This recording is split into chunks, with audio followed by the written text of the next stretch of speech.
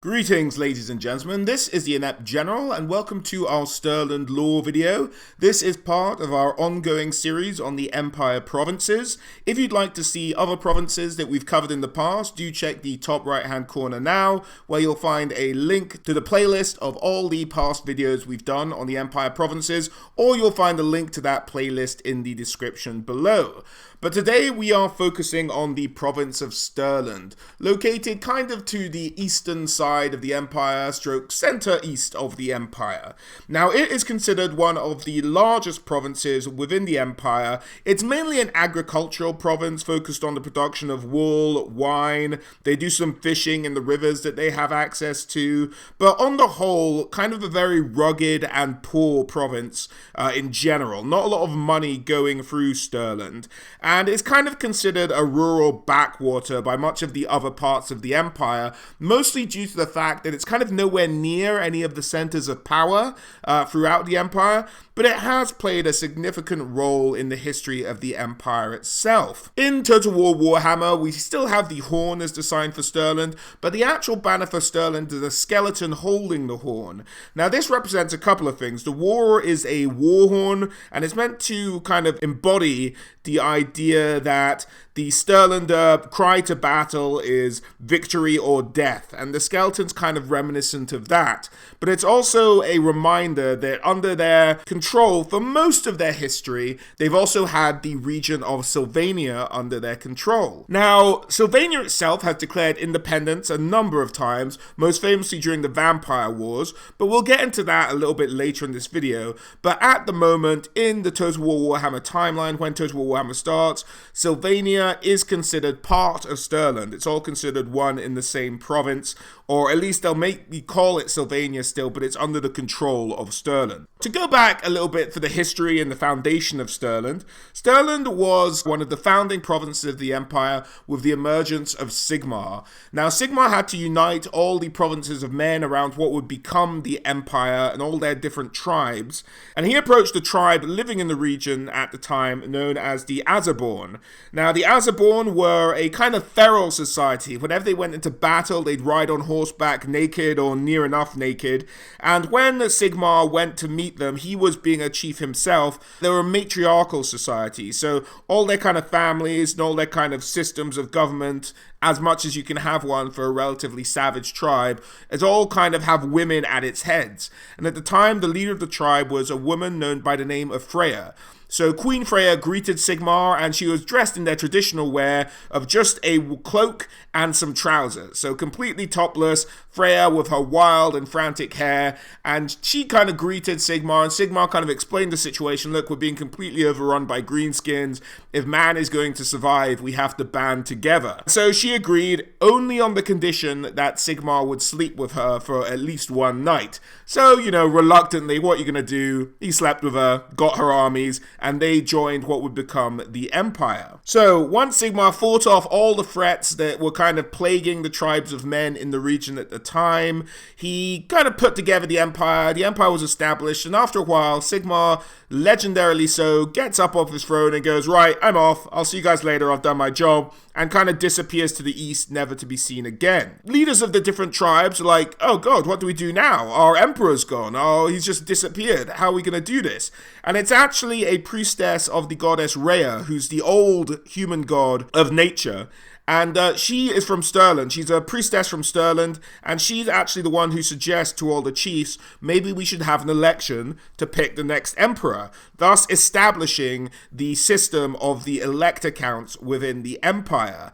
And so they did pick their new emperor, and life went on from there. A number of years after Sigmar disappeared, the cult of Sigmar started to spring up all over the place, the idea of worshipping Sigmar as a god.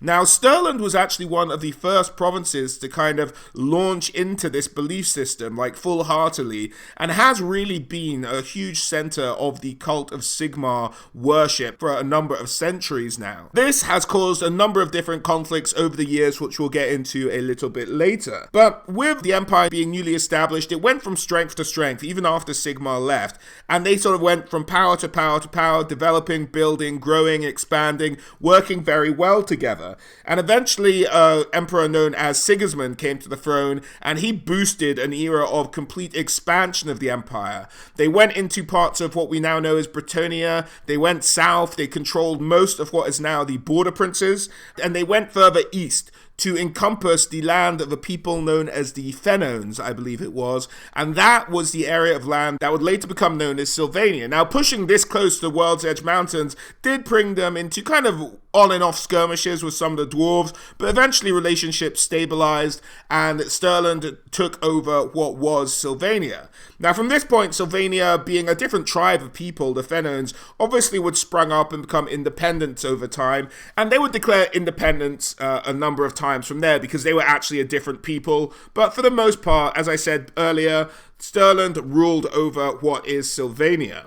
Now, this kind of wave of expansion and wonderful times could not last forever, however. And the empire began to give in to kind of corruption and malaise, and this kind of reached the pinnacle with the reign of Ludwig the Fat, the emperor.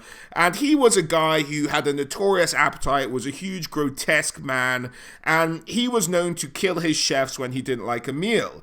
Eventually, he had a halfling servant who he asked to cook him a meal, and the meal the halfling cooked was so fine that Ludwig the Fat is the one who separated out what would become the Moot, and give the halflings a province of their own along with a vote on the Elector-Count Council. Now, this enraged a lot of people, particularly the people of Stirland, who felt they'd been robbed by the halflings of some of their most fertile and productive agricultural land, and they were absolutely livid with this, and this has inbuilt a deep-seated hatred of the halflings ever since.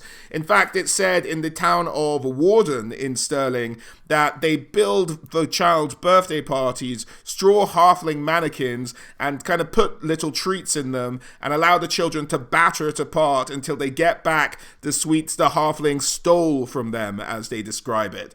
Now, they've also always denied that sometimes on drunken evenings, Stirlanders will find a halfling wandering in their province by himself and perhaps play this game in real life and, try and get back what was stolen from them. But of course, all these claims are denied. By the year 1359 of the imperial calendar, so about 1200 years before the start of the Total War Warhammer timeline, the Grand Duke of Stirland was appointed emperor by the Elector Count. Now, at this point, the cult of Sigmar had a vote and had become very influential in the way the empire was run. And it was really with the backing of the cult of Sigmar that the Count of Stirland was able to rise to the position of emperor. Now, this pissed off a number of people, chief among which was Attila, the Countess of Talabecland, and she was absolutely livid with this choice, and her province being a real hub of the worship of the old gods, and in particular Ulrich, who was the old kind of god of war for the empire, just said, no, this is ridiculous, we're not going to let this cult of Sigmar take over the empire, and so she declared herself empress. Eventually, I think it was the Count of Midland declared himself an emperor, and this kicked off a whole civil war in the empire that lasted centuries, known as the Time of the Three Emperors. Now, this is a huge amount of strife. At this point, there's no real emperor. All the provinces are really vying for themselves, just trying to survive, and there's no real sense of unity within the empire during these many centuries. It's actually during this time that a regiment of renown known as the Deathjacks came into prominence in Stirland. They were a regiment of scouts, and the scout name carries on to this day, but they were notoriously skilled at tracking enemies, killing off enemy scouting parties, and they earned a really fearsome reputation. However, they did have a bad habit of just nicking food from their own supply chains. Some of their own supply caravans would go missing, but it is thought that they were such good scouts that this was kind of largely ignored. And, amongst the Empire armies, they were more often called mutton stealers or thieving jacks instead of their known name as the Death Jacks, just because they were nicking so much from the supply lines to feed themselves and what have you. But that is a very known regiment, still existing to this day in Stirland. Now, during this time of great strife, the Empire is fighting amongst itself. There's lots of trouble going on. There's no sense of unity. And across in Sylvania, the rise of Vlad von Carstein had begun. And he marries the last daughter of the von Drack bloodline, who'd been ruling over an independent Sylvania for a time. Now, at what point Sylvania had become independent during this history, I'm not 100% sure. But I'm assuming what had happened is during the strife of the time of the Free Emperors, Sylvania took the opportunity to declare independence once again, and this is the little province that Vlad took over by marrying the daughter of its ruler. And it's famously said that upon his deathbed, von Drack said he'd sooner marry his daughter to the demon than some of the suitors she'd been promised, because he just hated them all so much. Not because they were bad people, but just because he was a bit of an arsehole himself.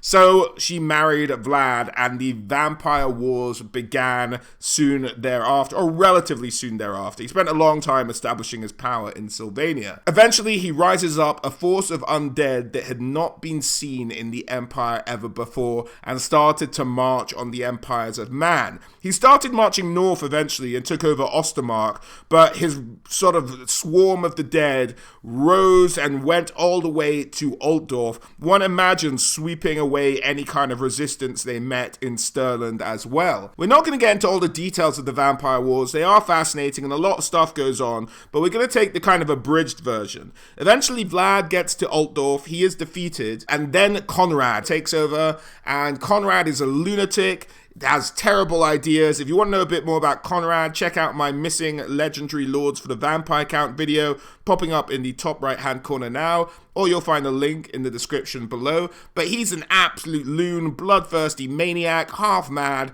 and his reign kind of works, kind of doesn't. Despite all of his madness, he actually does pretty well and has a good campaign against the Empire, but eventually he too is beaten, and that is when Manfred von Carstein takes over. And even Manfred, however, is fought back straight into Sylvania, into a region known as Helfen, and it's during this cataclysmic battle after almost 100 years of war with vampires on and off that the Empire had been having, that the armies of the Empire met against Manfred von Carstein, and they managed to defeat him. It was in fact the Count of Stirland at the time, riding upon the griffin with the Stirland runefang known as Orkhewer, that is said to have dealt the killing blow to Manfred, and his body disappeared into the swamps of Helfen, but they never managed to recover it. So, kind of at the beginning of Total War Warhammer, no one really knows where Manfred is. There are some reports coming out of the east, but who's to believe those? And so that was kind of the end to the Vampire Wars as we know it. It ended around the year 2145, so about 350 years before the Total War Warhammer timeline. But even this huge Vampire War wasn't enough really to reunite the Empire effectively, and it wasn't until the Great Chaos Invasion of 2300, some 50 years after the Vampire Wars ended, that Magnus the Pious managed to emerge out of Nullen, and he managed to pull together the city of Nullen, march north, started to pull together all the provinces of the Empire against this oncoming chaos threat, which had already ravaged huge parts of Kislev, and Kislev was sending aid, but at the time it was civil strife and no one was going to help them. And initially chaos cults started to sprout up all over the Empire, and it was these that Magnus started to wipe out before uniting the provinces to go and face the threat emerging in the north. And so they charged up, and after that they all said, let's put all these years of fighting aside and name Magnus the Pious as emperor. And so he was the first emperor to unite the Empire in almost a millennia, and then that's kind of the history of the Empire as it goes forward to this day. Now, Magnus eventually died without having any sort of children of his own, and so the kind of front runner for his crown was his brother Gunther, who was thought of as a very good man. However, Gunther wasn't a huge fan of the cult of Sigmar. And so the cult of Sigmar, yet again, going to their homeboys, as it were, the Count of Stirland, who's always been a bastion and strong ally to the cult of Sigmar, they went back to the well with the Stirlanders, and so they named Leopold Unfugger, who was, I think that's how you say his name, to the position of the emperor after Magnus the Pious died. Now, Gunther himself had a granddaughter, and she went on to marry into the line of Todbringers. So I think she's Boris's great-grandmother? I think so. I'm not 100% sure on that. Maybe great-great-grandmother. And so that's where the line of Magnus the Pious ended up. Now, Leopold, to secure his position, to take Gunther, who was really kind of the guy in waiting, the guy everyone expected to take over the throne, had to do a lot of wheeling and dealing, and so did the cult of Sigmar on his behalf. In fact, they did so much wheeling and dealing that they really gave away a lot of the power of the throne and ceded it to the provinces themselves, and to certain elector counts and to other nobles, and they ended up in a degree of debt because they didn't have the power to pull in the tax revenues for the throne that they once used to be able to, leaving it in a horribly weakened position. And so emperor after emperor had to deal with this increasingly degenerative problem, and it wasn't until Dieter IV where this kind of hit a peak and everyone just kind of lost their temper, because what Dieter IV did was he took a vast amount of money from the merchants of what was then known as the province of Westerland and gave the city of Marienburg independence from the empire. Now, this enraged all the nobles, and Dieter had to kind of step away from the throne in disgrace at losing such an important province, an important city within the empire. And it was, in fact, the Count of Reichland who went on to become emperor after Dieter, and they led the empire into a much more prosperous time. And this resulted in, of course, our current emperor, Karl Franz, taking up the crown, following in from the line of Reichlander counts. And that kind of brings us up to date on the history of Stirland within the empire and Stirland itself a little bit. And so let's take a look at the province. So Stirland itself, we unfortunately couldn't find a map covering both Stirland and Sylvania on the one image, so we're going to kind of flick between the two areas to go over what is known as the province of Stirland. Starting in the west, we have the remnants of the Great Forest. So the Drakwold kind of comes to an end here in the western edge of Stirland. And, you know, it's kind of notorious. It'll have all the same threats, but it's also kind of an isolated pocket of the forest because it does have these two major rivers riding either side of it. So it's maybe not as dangerous as the Drakwold itself with as many gobos and beastmen randomly pottering around it, but I'm sure you will find some under the right circumstances. Now, this is also the prime recruitment area for the Deathjacks. They always hailed from this area because they kind of sharpen their skills within the edges of the Great Forest, hunting, tracking, all that kind of things. So the Deathjack, the famous regiment of renown from Stirland, do come from this area here. Now, moving on slightly to the east, we have this province of Sturhugel. I'm definitely not said that right, but you know what, I'm sticking with that. And this is primarily hilly sheep country. So, you know, a lot of grazing goes on here. Most of the villages around here deal in wool and sheep. And, you know, kind of a very simple area. However, it is said there are a number of tombs of ancient chiefs buried here, because it's for a kind of smaller tribe who one assumes got folded into the Azerborn, known as the Starigen? Ended up colonizing this area, or they might have gone extinct by the time the Azerborn came round these parts of the land. And they used to bury their chiefs in mounds, which are very hard to find the entrances to. So you don't know whether you're going over a normal hill or you're going over a burial mound. And so when it rains very harshly on these mountains, sometimes the entrances to these tombs can be washed away, and many an eager treasure hunter has gone looking for riches in these tombs, some of which, however, never return. So, you know, it can be a bit of a risky situation. As with anywhere you leave a whole bunch of corpses in the Warhammer world, some of them might just get back up again, so something worth watching out for. This region also has a bit of a weird tradition. So when a new visitor comes into any of these towns around this area, the children of the town will very frequently just throw shit at them. Cow shit, sheep shit, whatever shit they have. Now, one might take offense to this kind of behavior. However, it's just a tradition in Stirland to throw shit because it's said that the shit scares away the evil spirits, and I guess anyone who wants to stay clean as well. So it's kind of a greeting gesture just to lob globs of shit at you as you enter into a town in this area of Stirland. So just keep that in mind when venturing around these parts. Next area I wanted to highlight, kind of as a general region of the area, is the Moot. Now, there's just such a huge amount of land taken from the Stirlanders here. Very rich southern agricultural land has just disappeared from them, and they don't have that anymore, thus sort of seeding their resentment for the halflings, as we discussed earlier. So moving on from the Moot, we're going over here to the Hungerwood.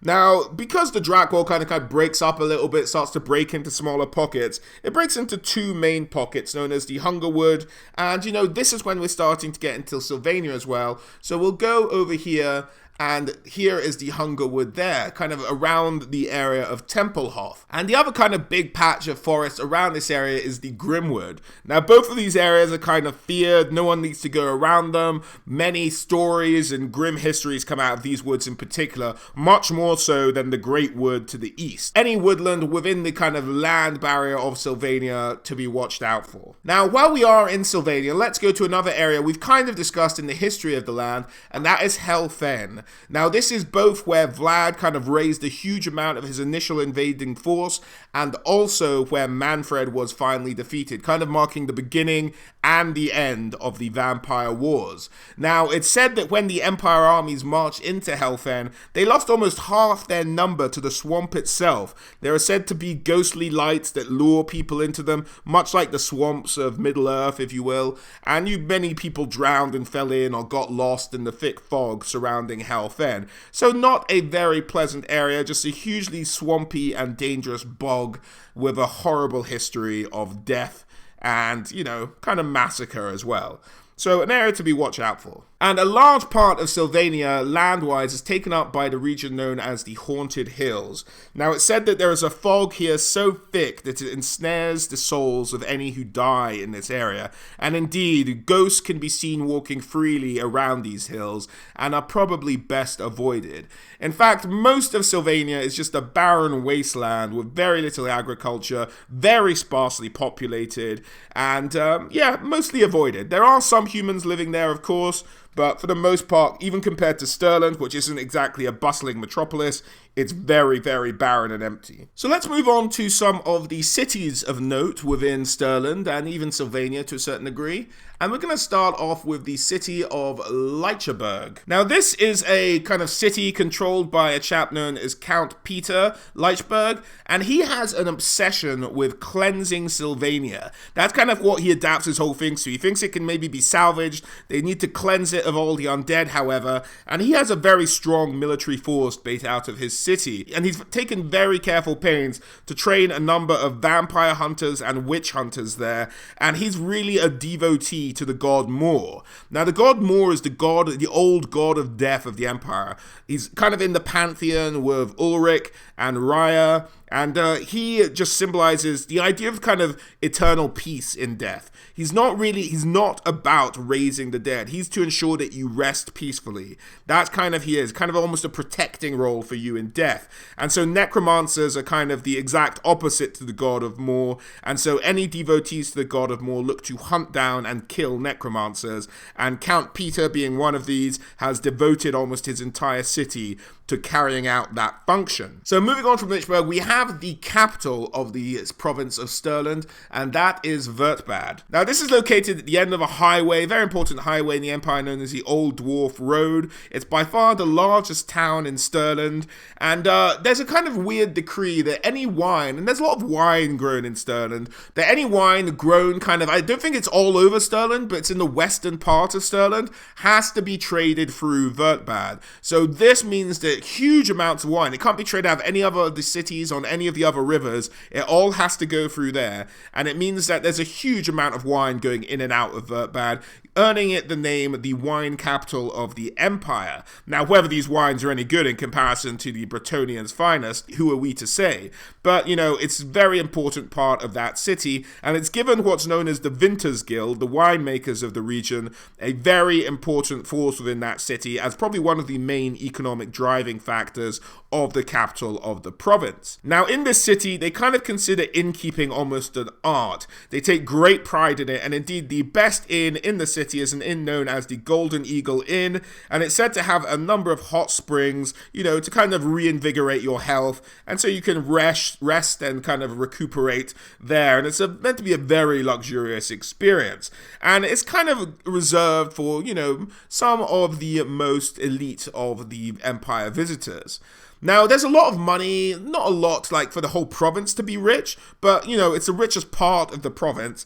And so with this money, obviously, as with most places with money and power in the old world, there comes a number of spies and assassins. And this has become such a problem in Wertbad that the Count has decided to, you know, install a secret police that operate under him, and they kind of keep an eye on all the spies and assassins, just trying to keep it to a minimum, all of their nefarious activities. But that's Wertbad, the wine capital of the empire, but kind of still the capital of a backwater province nonetheless.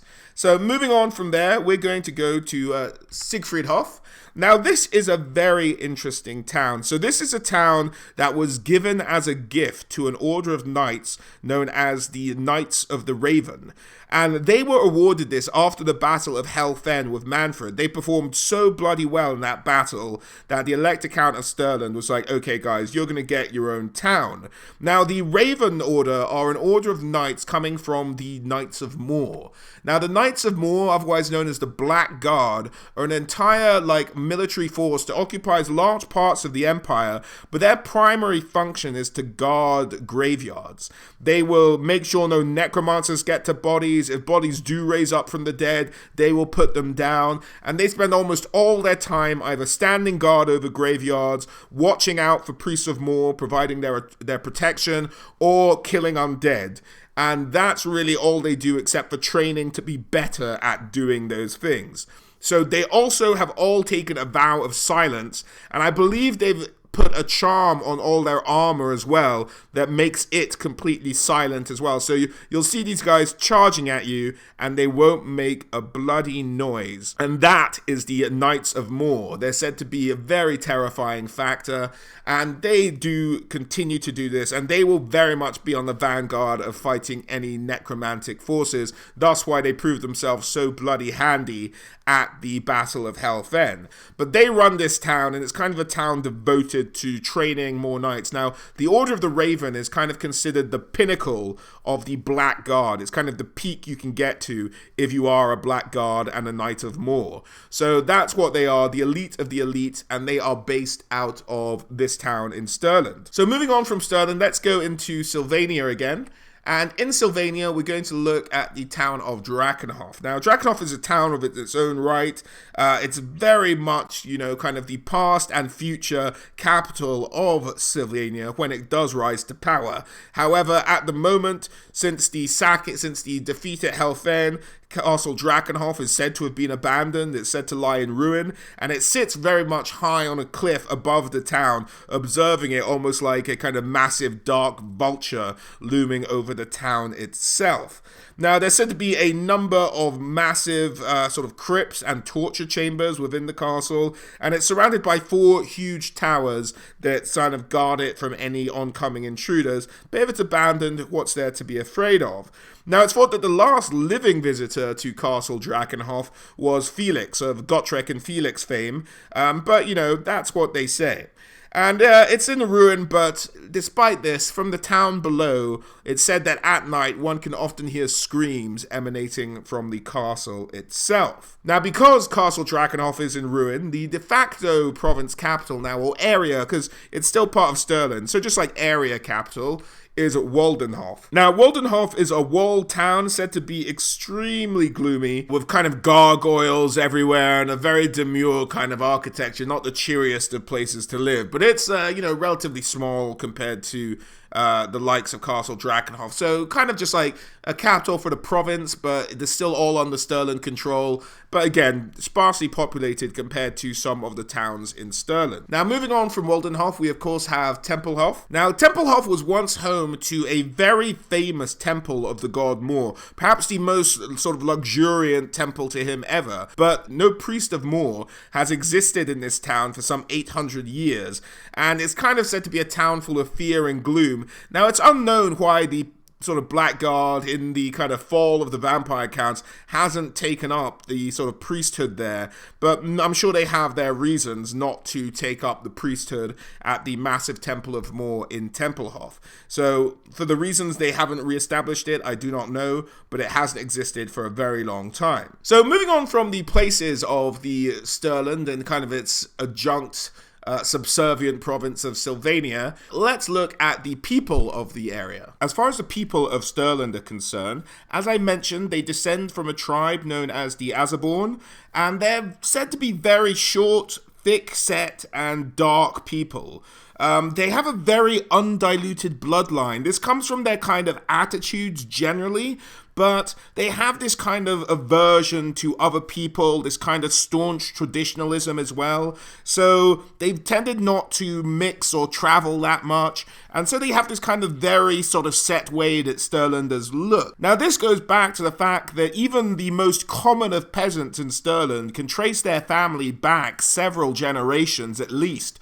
So they have very much take pride in family and tradition and like where they come from, and are very kind of, let's say, set in their ways. Now, as I mentioned before, it's a very poor province, so most of the sort of population of Stirland is relatively poor, and they're also a hugely superstitious people. Now, this has maybe given rise to the number of cults that have popped up in Stirland over the years, this kind of reliance on superstition and maybe leaning on religion as well to a certain aspect.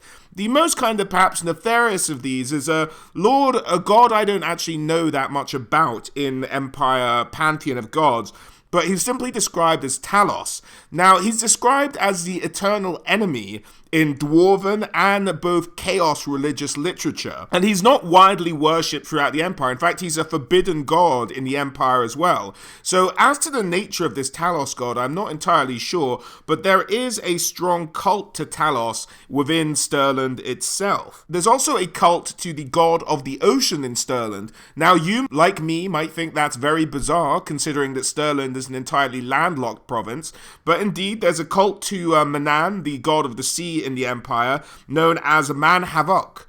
And the idea is that the kind of members of this cult are descendant from people who used to live by the coast, but it said they fled inland for fear of a great terror that was stalking their people by the sea. So they moved inland and started this cult of Man Havoc even, and their kind of religious philosophy is they're waiting for the ocean to reclaim all of the land and cleanse the world, and they're kind of this apocalyptic cult waiting for a massive flood to drown the entire Warhammer world. They were fleeing this unknown danger, so it could have been a monster, could have been any kind of thing, so that's why they fled from the coast and they maintained this cult inland. There is also something known as the Fellowship of the Shroud, and that's a cult within Stirland dedicated to the worship of Moot, who we've mentioned earlier, who is the god of death in the Empire.